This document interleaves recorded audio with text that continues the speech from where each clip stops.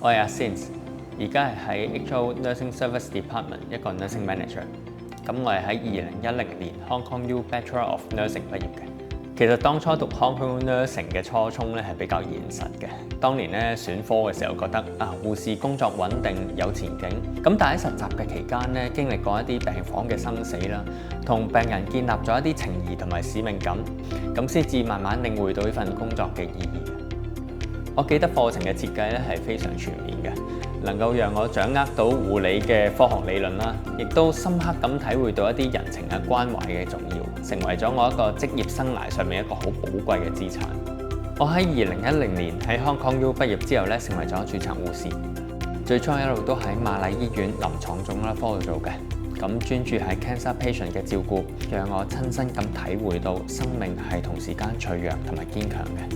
亦都學識咗點樣去陪伴同埋安慰面對困難嘅病人同埋家屬。喺2022年，我轉到去醫管局總辦事處，開始參與更加廣泛嘅護理服務發展同埋教育項目。能夠親身面對幫助病人，固之然可以帶俾我有好大嘅滿足感。但係當我喺病房有機會參與更加多嘅 improvement project 嘅時候咧，我會喺度諗點樣可以能夠加強自己嘅影響力，幫到更加多嘅病人同埋同事呢？於是我就決定走出病房，向醫療行政方面發展。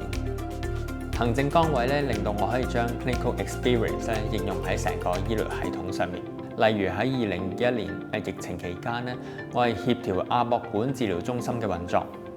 另外亦都負責咧係專科護理嘅服務發展、護理教育課程嘅設計，同埋推動年輕護士嘅培育同埋持續嘅專業發展嘅。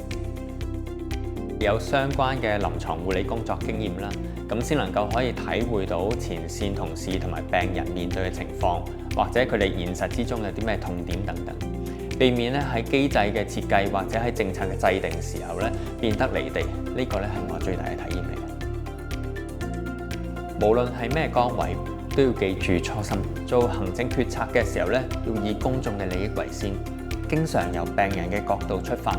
確保咧 nursing 係專業又有溫度。